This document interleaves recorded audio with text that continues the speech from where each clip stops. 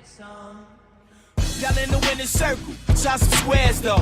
You in the killing fields, ignoring the scarecrows. Yeah, ho, I'm Benny Blanco in the last scene, making the power play high off of caffeine. This is a tag team, fantasy the bad dream. The male version of Carrie killing the class queen. Bati bloggers quit dodging my emails. Take that whack shit off, the real prevail.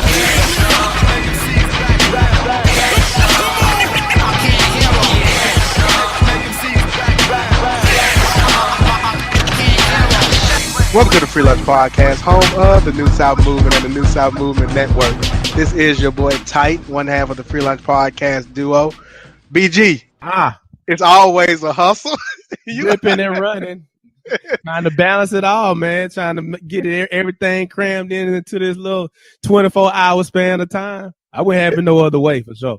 It's definitely what we do, but like I mentioned before, a lot of people don't realize what we go through as far as not only just scheduling interviews, but just trying to get ourselves on time to make the interview, because we do have full-time jobs outside of the show, and I'm not sure a lot of people realize the timetables and the schedules we kind of set to make these things happen and bring this on a weekly basis. Yeah, we have to move around, man, from point A to point B. Fulfilling these commitments and getting everything done. It's a grind. Indeed, it's hard work, but it's worth it. You know, it's worth it for us to be able to do this as an outlet, but also to produce a quality product that we can present to the people. So, I mean, I'll rip and run all day for this. Oh, this is going to be another top-notch interview. And it's one that I was very interested in having, BG, because today's guest, he's a peer. He's in our age range. He's a black male, but the things that he represents and what he's doing is outstanding. And he's a man of integrity on a reality TV show that premieres on Bravo weekly. And so to see someone that is essentially in our peer group when it comes to age, and to see him represent manhood, to be a pastor, a father, a brother, and to do it in a loving way is outstanding in this reality social media climate that we live in. You got to also add entrepreneur to that list of things. So, you know, with that whole reality TV thing, the way that it's become, it gets a little difficult to determine authenticity from fakery. You know what I mean? And so, you know, this particular figure and this show, I would just say, is one of those shows that you can watch, can definitely relate to and identify the realness of it. The whole family theme that's connected to that, but also in the family, you have these individual personalities and how they all come together. You know, like you were just saying, this is a man of integrity from our peer group that makes some tip television that's easy to watch, you know, because I'm kind of anti-TV, definitely anti-reality TV, but to find something like this that I can, you know, that I can watch and enjoy. It really speaks to the family and of course to the guests that we have with us today. Yeah, this isn't a love and hip hop. This show is a good show, family show, and they air out their differences and the issues that they have. But I just personally like how this man handles not only being a father, but being a brother and just showing really the fruits of the spirit. He's very patient, something that I lack in a lot of areas. Yeah, we know. That's for sure. Oh yeah, he's very patient. So I think that's a great introduction, really, to bring out one of the stars of the hit Bravo reality series, Thicker Than Water. As I mentioned, he's a missionary, pastor, musician, and author. Has spent over 10 years preaching and teaching the word in Bible schools, churches, conferences, crusades, and teaching on television and radio. He's written many books, including Praying Out of the Plan. And something that he doesn't even realize is that we have something in common. Okay. He actually launched, and hopefully I'm sure we'll get to this, the Destiny Center in Nashville, Tennessee, was launched on 4/3/2016. Well, my birthday is 4/3, April the 3rd. So for him to launch his church, the Destiny Center in Nashville, on that day, is something that we kind of share together. So You need to go up there and celebrate your birthday with the church anniversary. we can make that happen. You And need I to do definitely, I would like to visit the Destiny Center. So in Nashville, the Nashville branch. But with no further ado, I would like to welcome to the Free Lunch Podcast show, Marcus Tankard. How are you doing today? Doing awesome. Listen, thanks guys so much for this opportunity to be speaking with you guys. I'm really, really excited to get into a bit of a discussion and just kind of be able to share my heart with you guys on what God's doing in my life, the church, at the show, and just kind of chat with you guys, get to know y'all a little bit better too. Oh, most definitely. And that's the reason why, like I mentioned in the intro, I really wanted to have you on the show to really talk about just you as a person. But before we get into that, I have to ask you how your wife, Letitia, and how your little one, baby Micah, how are they doing? They're doing awesome. You know, I've been married, you know, going on 5 years now, and we waited, you know, a little while so we could have Micah because we dated 4 years, most of which I was on the mission field. And then we got married, so we waited a bit before we had Mike, and so he's we call him Little Bam Bam. He runs around bamming on everything, and you know, doing this little stuff that you know we call playing, but it looks a little more destructive than simply playing. But he's doing well, doing very, very well. Yeah, you do not phase away from having him on social media. So I have seen him on your Instagram account. How old is he now? Because he's walking around and he seems to be growing on you guys very fast. He's 16 months, so sometimes we can be out in public and people will see us with him, and they'll go, "Oh my gosh, you know, he's grown so fast." And you know, really, it's not so much that he grew fast. It's just that when things air on the show, it's 6 months to a year behind, and so people were seeing him 6 months old on the show, but in reality, as I said, you know, he's 16 months. Oh wow! So just for the sake of our audience and really to add some context to who you are and who your family is, very briefly, can you kind of talk about your dad, Ben Tankard, and how the show even came about? And I think that'll be a great segue into for our audience and knowing who you guys are, but then that'll lay the groundwork for the path forward and really discussing you. My dad, you know, is Ben Tankard. He is mostly known as being he is the best-selling gospel jazz artist. I mean, like top of all time. I mean, he invented the genre, and so started that. I want to say like back in the '80s. And prior to that, you know, his testimony, just to give a little bit of that, was that he thought he was going to play pro ball, and so he got to camp for the Portland Trail Blazers, you know, getting ready with the whole conditioning thing, and had an injury. And so that door closed on him, and he went to a revival service in Dothan, Alabama. In that meeting, the evangelist called him out in the service, you know, by the word of knowledge, called him out, brought him to the front, laid hands on him, and told him to sit down at the organ. And when he sat on the organ, he played that night the organ the same way that he plays today. And so it was a similar testimony that Andre Crouch had. You know, he was in a meeting with his dad and laid hands on him, and he sat down and started playing the piano. And, you know, 40 years later, you know, he's a legend. And so we fast forward, you know, 20, 30 years, you know, 2 or 3 marriages later, you know, he's in Middle Tennessee and has a church, thriving church. And what happened, guys, was that my dad had a broadcast on the TBN affiliate in Middle Tennessee, and he was teaching on the concept of family, just talking about family, the blended family, you know, single moms. I mean, just the whole gamut, talking about relationships and everything. And so, in the process of that, he would do little family videos to make things a little interesting on the show. He would show clips of family time. And so my sister, Brooklyn, she would take those clips and she would put them on YouTube. And so something came across her path about Bravo TV, looking for another family to follow, with a reality show. And I think just really on a fluke, she sent them a link. She filled out the application or whatnot and sent them a link. And next thing we know, there's a production company running my dad down, wanting to follow the Tankards. And so that was 2011, I think, when the ball started rolling with that. And season 1 of Thicker Than Water on Bravo TV premiered in 2012. That's crazy. And even before that started, I know you were doing some missionary work, Marcus. Where were you?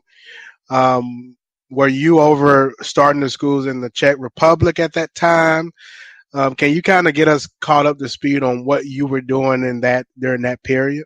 At the time, when they started with the show, even before that, I went to Bible school, Rhema Bible Training Center in Tulsa, Oklahoma. And when I left there, my major there was in missions. And so when I left, obviously I wanted to do missions work, and I had a big heart for Europe.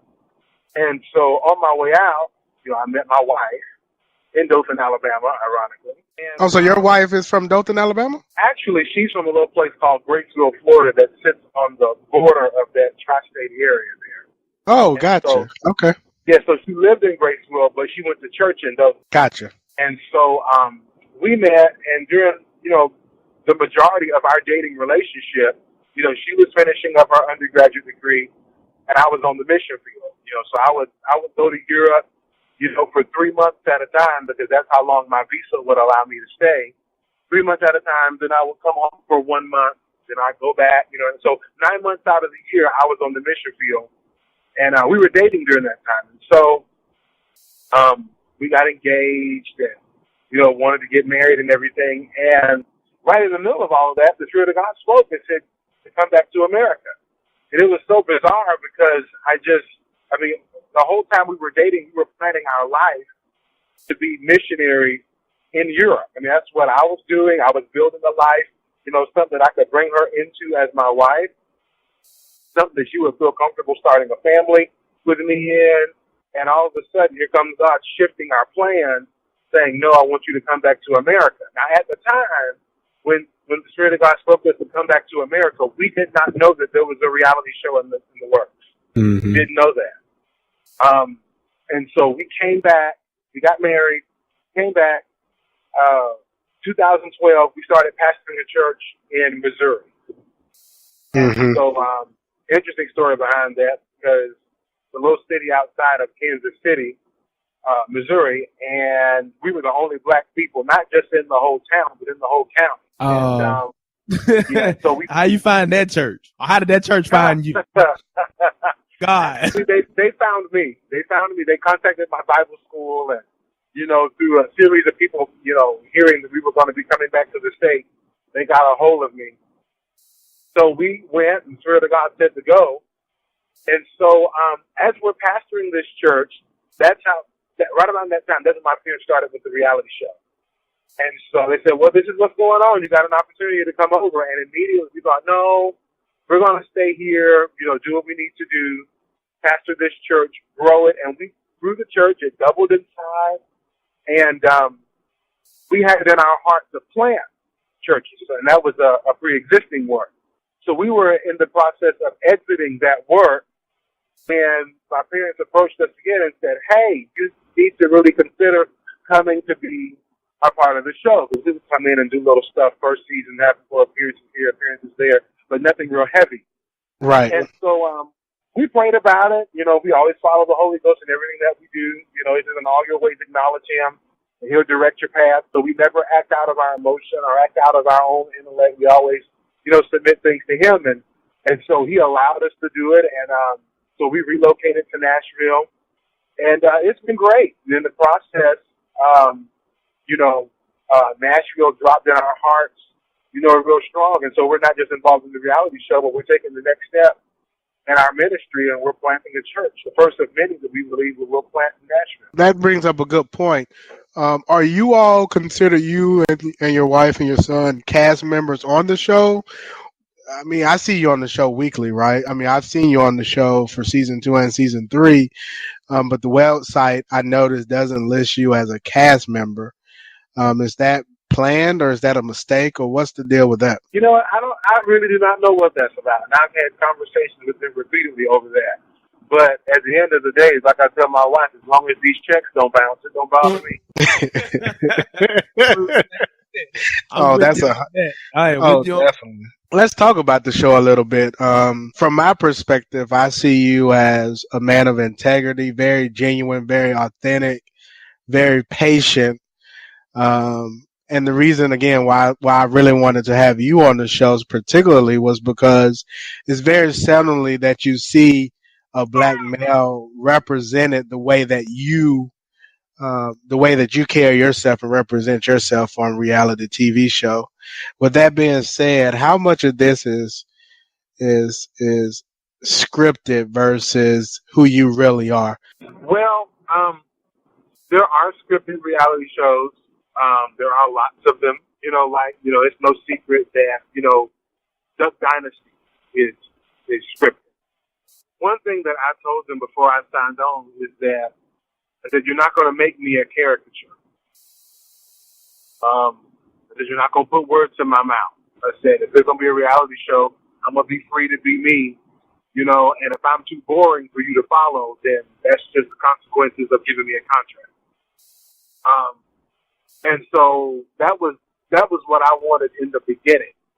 And so the good thing, though, is that with the producers that we have, they are producing a legitimate reality docuseries, type of show. And so this is what I typically say. It is not scripted, but it is guided. Okay? Like, for instance, let's say if they were going to, they said, well, Marcus, what are you doing today? And I say, well, we're packing, getting ready to go on vacation, and I have church tonight, and I've got an interview to do today. And they'll go, oh, well, we want to capture that interview. I go, okay, well, that's fine. And so then they'll try to ask me, what am I going to be talking about? They'll probably give you all a call and let you know that, hey, we're going to be recording this, and so we'll want to make sure that you do, a proper introduction, letting us know who you are and get background on the show and, whatever. And so it may call for a few retakes. But as I said, it's not that they're going to give you a script. They're not going to give me a script, but they may endeavor to guide some things because of production. That makes sense? It does. We all had this natural flow when we're not under the lights of the camera. Does that disrupt your flow? All the time. I mean, all the time. Like, they've done things where, they wanted to, we all have seen the show where they will film a family dinner or they film a family meeting or just film us hanging out or whatever. And, sometimes they'll stop us midstream in a conversation and say, hey, could you say that again? Hey, could you say that? Hey, it's like, excuse me, I'm talking. You know what I'm saying? I'm trying to get my point out. Don't interrupt me type of thing. But, after a couple of weeks, you get into the groove of it and, you get used to it.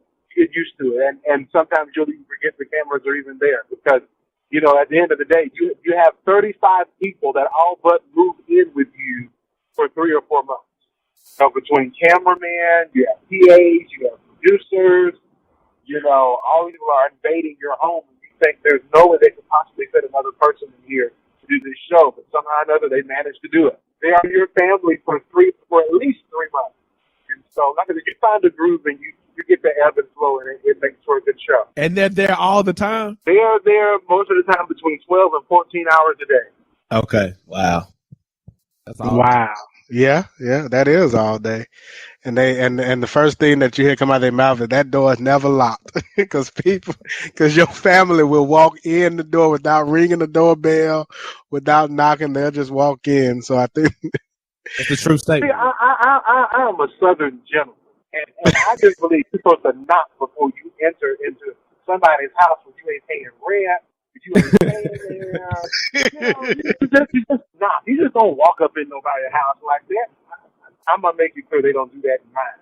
You know, when me and my wife were building a home, and so at the next show, you know, they'll get the wall stand on us, but they don't know I might not be dressed that day. I You might not be ready. I'm kind of getting off, but you see what I'm saying? I just don't like it. Oh, I definitely hear you. I got a question for you. With the reality, so with reality TV show, it comes a certain type of popularity, certain type of fame, what have you. You know, I follow you on social media, and I've seen the negative comment and sometimes disrespectful comments. How do you tend to handle those? Or what is your method for handling those type of negative comments and disrespectful comments that you receive? Well, generally, I don't typically respond to a lot of stuff. I mean, we were in the spotlight before the show came around, just by virtue of Dad's career, and then, you know, us being a ministry family. We're 4 generations deep in ministry on both sides, and so, you know, we've done the whole PK thing, and then, you know, with Dad being an artist, you know, and the fame that comes with that. I mean, so you are already in the spotlight. This just amplifies it 2 or 3 or 4 times more, and so you just have to really, you know, engage those same practices. But, you know, it's different, you know, when someone picks on me as a teenager versus them coming at me as an adult, not just me. They come at my wife, they come at my kids. And that's totally different. You know, I tell you about that. You can talk about me all day. Don't say that about Tisha. So, you know, what I've had to do, I've had to pick my battles. There's some people, you know, that will say certain things because, you know, they don't realize that it is a personal page. And they think that maybe it's just a fan page that's run by an administrator or something.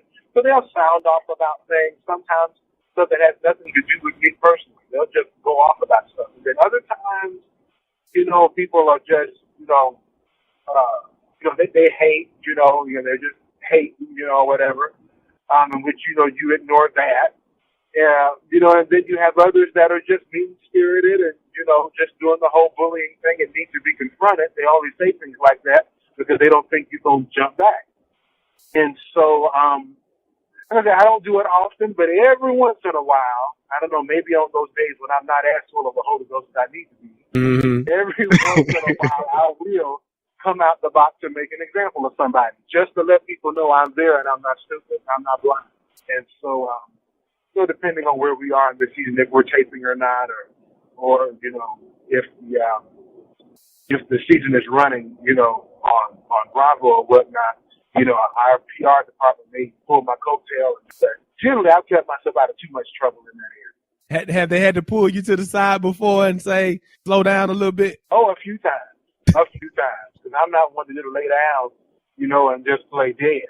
You know what I mean? And so they've had to call me and had a few conversations, with me and everything. But one thing that I will say that I do love about our PR team and our publicists with Bravo is that they have given us an opportunity to speak our piece in I'll say this, an appropriate forum.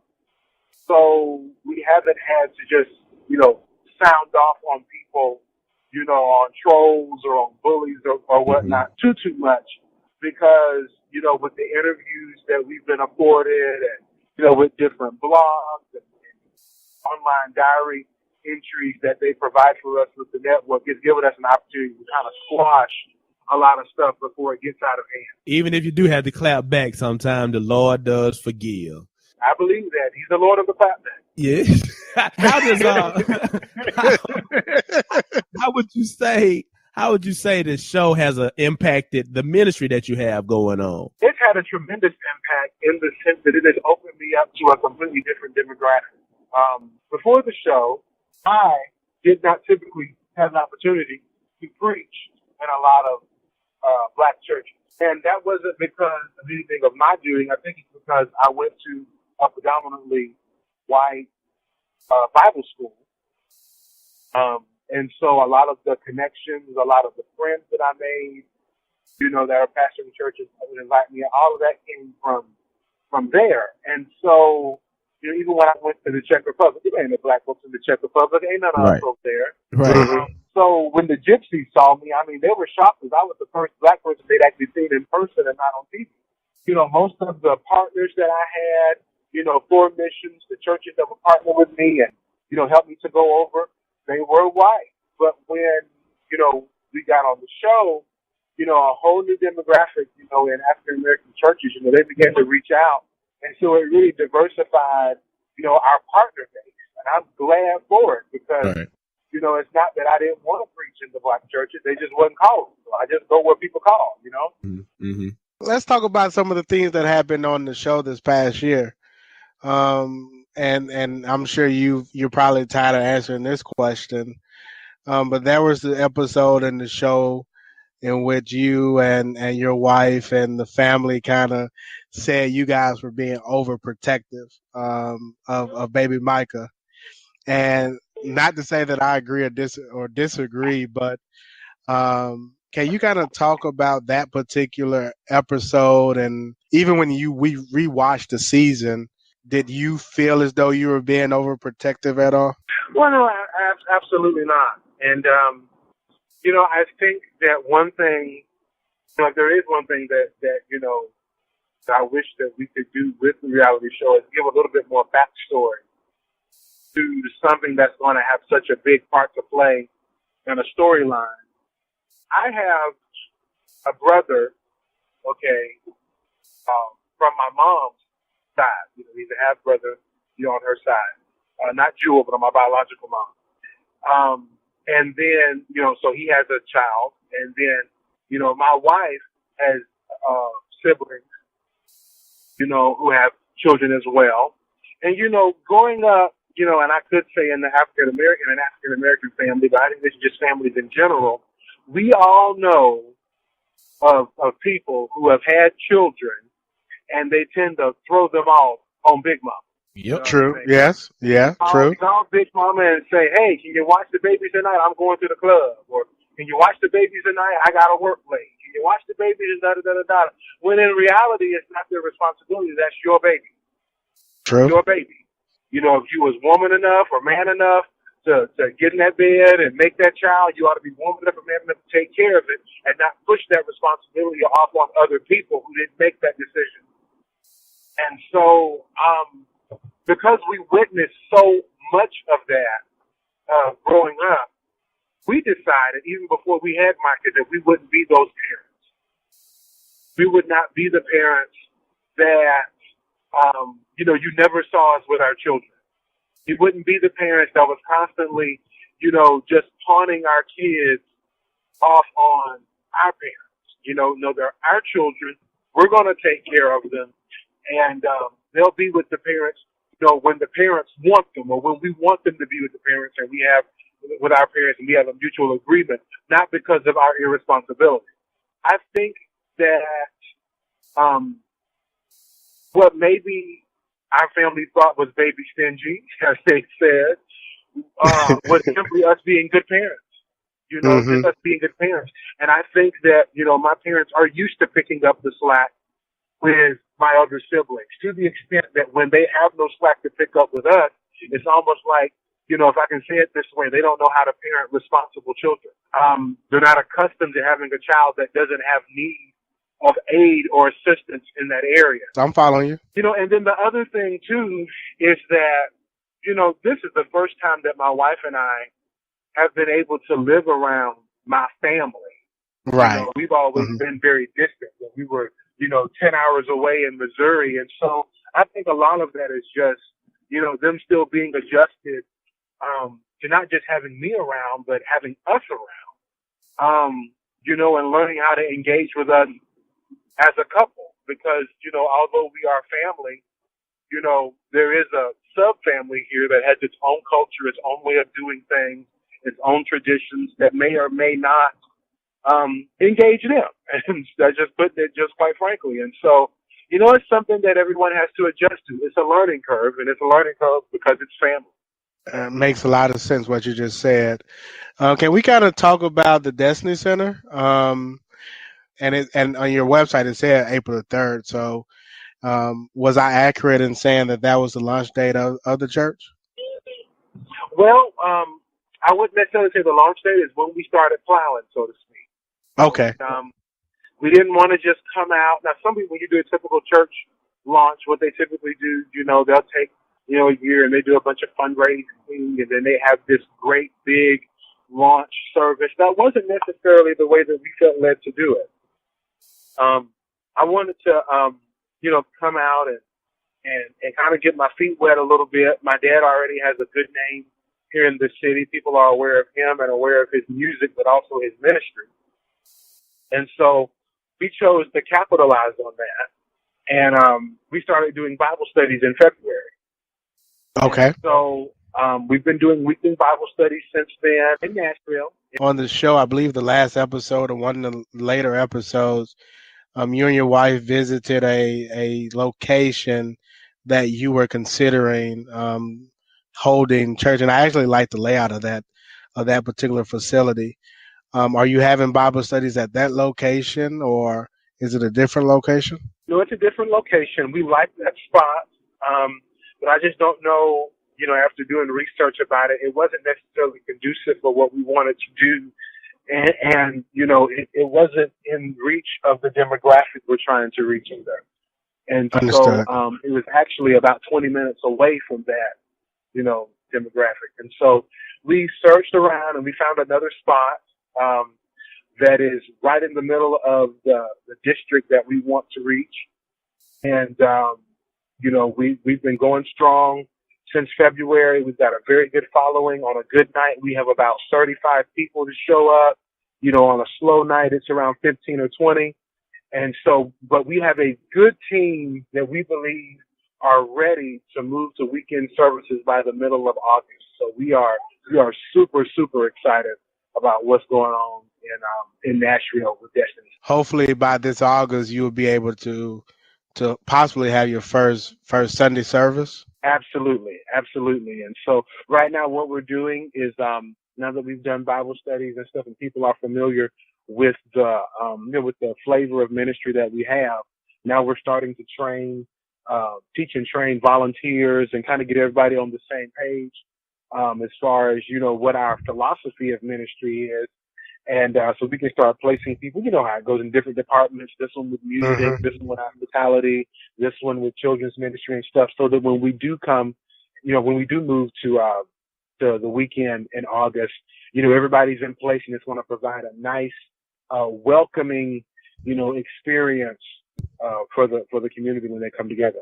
Marcus, do you feel any pressure, because of your pedigree, because you're on TV, in this capacity, people have been seeing and following you? Is there any extra pressure that's put on you to make, the Destiny Center have the Destiny Center be a success and in the planning?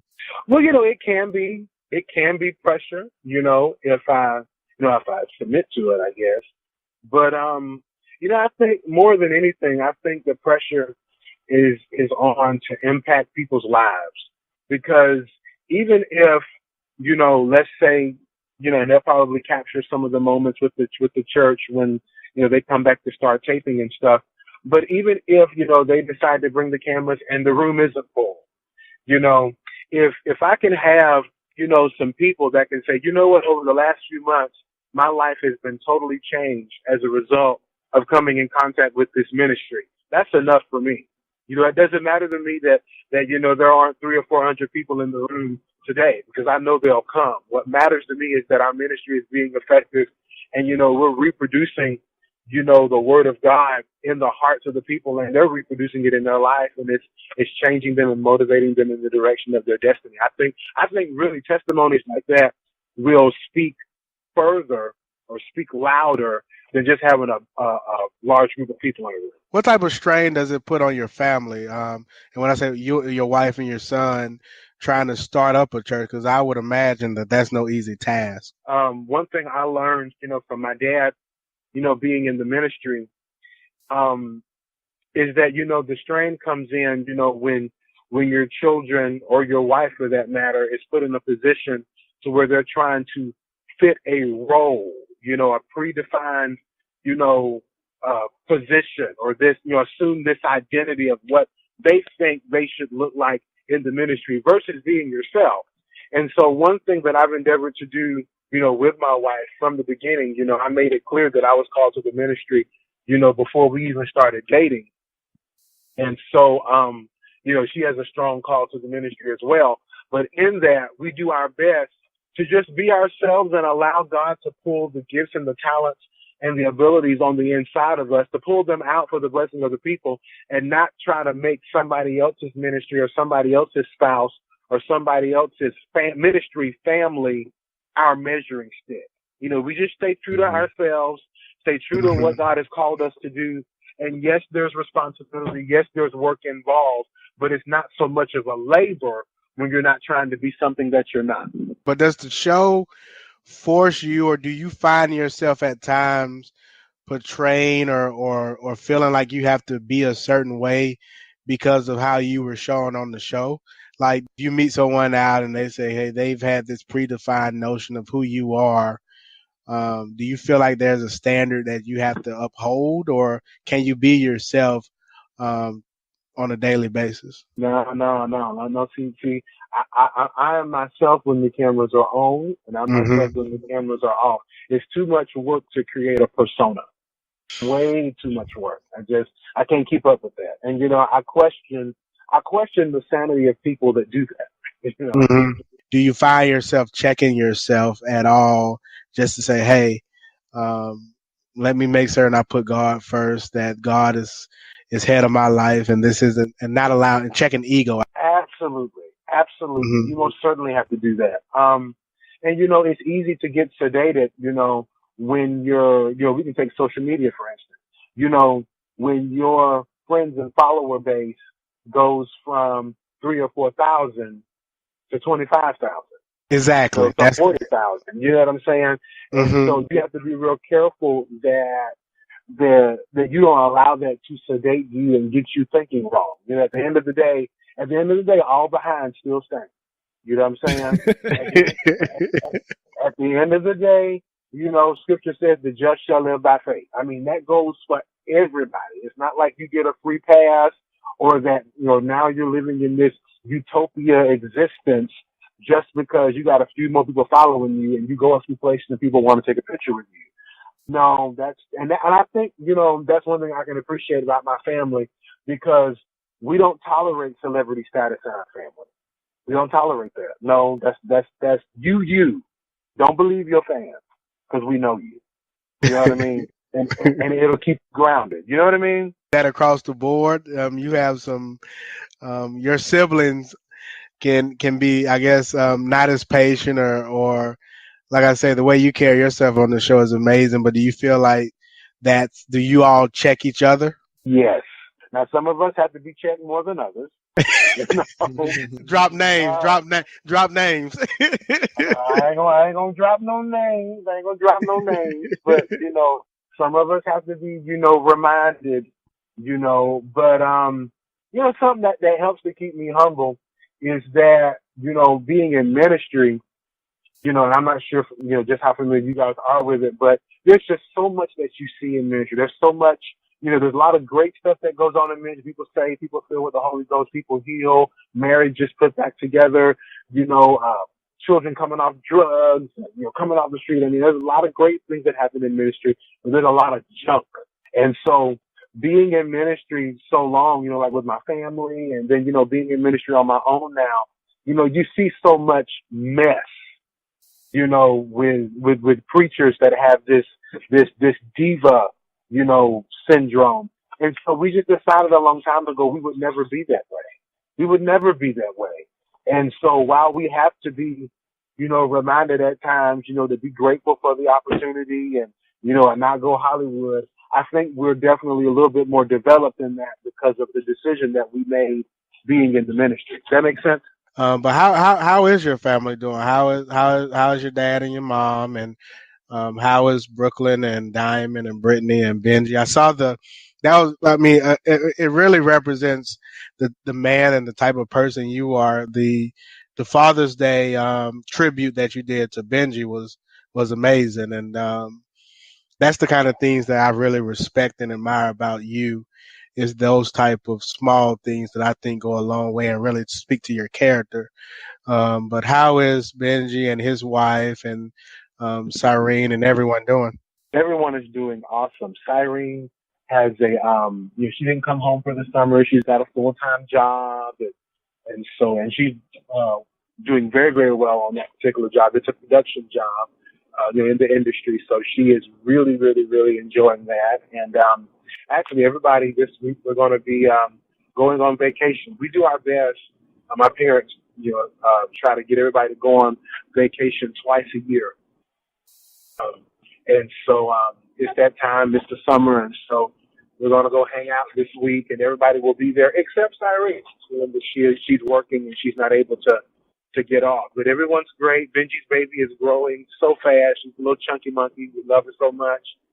And yeah, family's doing awesome. We're ready to get back in front of the cameras as soon as we can. BG, is that anything else that you wanted to ask Marcus? And I know he's got a lot of stuff going on, like we say in the opening, pastor, author, entrepreneur. So if there's anything, Marcus, that you need to let the people know about, that you want them to tap in and link up with you, now's a good opportunity to kind of spread the word and let them know what's going on.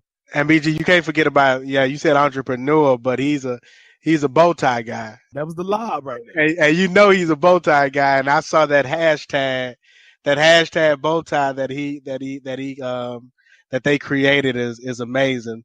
So Marcus, I'm a bow tie guy, and I actually learned how to tie bow ties on YouTube. And when I saw that hashtag bow tie, I thought that was pretty legit. Yeah, man. Well, I learned how to tie a bow tie on YouTube too, because I couldn't find nobody to teach me. So, but my bow ties, I've written a few books, my books, any kind of sermons or motivational teaching, all that stuff is on my website, real simple, MarcusTankard.com. And then, if anyone wants to stay up to date with what we're doing, where we're going to be doing different marriage events or public appearances or any type of ministry of any kind, they can always follow us on social media. As you all know, we're on it all the time. They can follow me, at Marcus Tankard, or they can keep up with my wife. She's on it more than me, stuff with Micah.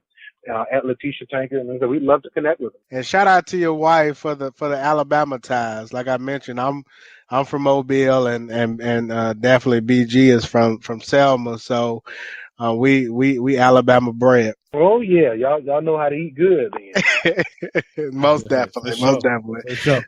Marcus, thank you a lot for just taking the time and opportunity. I know it's a lot that we didn't touch on, but just a little bit that we did touch on is. It's amazing. It's a blessing. And I think a lot of people will get something out of this and really see how authentic and genuine you are in real life, and not just from what they see on the camera, but that is genuine and it's legit. So thank you. Cool. Well, listen, man, thank you so much for the opportunity, for letting me, kind of share my heart and, get to know you guys really well. I really do appreciate it. Thank you a lot, sir. Thank you. God bless you all. God bless you too, Mark. Take care. BG. Yeah. Thoughts. Man, listen, if you ain't noticed by now, every week we coming with something bigger and better. We done moved to reality TV personalities. What's next, man? What's next on the list? And even from that perspective, but he's just Marcus is when I watch the show, he is who he is, and I like to use the words WYSIWAG. What you see is what you get. This is who he is, and he's very genuine. He's very authentic, and I think that was captured. And that's really what I wanted to capture for this particular show, his authenticity. But you're right. We continue to go out and try to give the people quality interviews, and we think we captured that with Marcus. Yes, indeed. That's Marcus Tankard. Yeah. So if you're out there, jump on that internet and check him out. MarcusTankard.com. Tankard, TANKARD.com. He's got all of his stuff there, the bio, and like you said, the bow tie, brick house bow ties, printed fly ties on there, his ebooks, MP3, some of his sermons, all that stuff. So, check him out, support him on his website. Also, check out Thicker Than Water on Bravo. What night that come on tight? Is that Sunday. It came on. It comes on Sunday. Sunday? They just finished season 3, so they'll be. Sounds like they'll be recording the season 4, and you'll be able to check that when they renew that series. But it's an amazing show. I watch it weekly. I started catching it late in season 1, and I've been a supporter since season 1. And like I mentioned on the show earlier, you don't see a lot of young black males portrayed the way that Marcus and his family, Benji and those guys are portrayed on reality TV shows. So when you have an opportunity to speak to someone like a Marcus, I really want to capture that moment, because I feel as though it's important that we salute those guys and we highlight those guys more so than we do the ratchetness. I agree totally. So that was kind of the thought process for just our audience. We really wanted to capture Marcus because I like what he stands for. I like how he treats his family. He has the characteristics that I'm lacking: patience. But he's a great person with great character. And then just to be the father that he is, and the husband, and the brother that he is, I think it's really something that we want to make certain we highlight. That's dope, man. Good show. Most definitely. So, what you got next, man? What you got for the rest of the day, sir? Man, I'm finna put this down, and I'm gonna try to get this workout. I got summertime goals, so I'm about to get this workout in. How can the people reach us, BG? Man, we are the Free Lunch Podcast. Check for us, www.freelunchpodcast.com for podcasts and some of the blogs that we've done. We're on Instagram, Free Lunch Podcast, Twitter, Free Lunch Pod C, Facebook, Free Lunch Podcast. We are a member of the New South Movement Podcast Network, available on iTunes and SoundCloud. Just search New South Movement. And you'll find us, Free Lunch Podcast, D1 Sports Talk, Retroscope, and the Girl Talk Podcast. Tell a friend. Check us out. Subscribe. Follow us. We're also on YouTube, Free Lunch TV. This is your boy Tyke. You got the main man, B Jeezy, and we are out of here.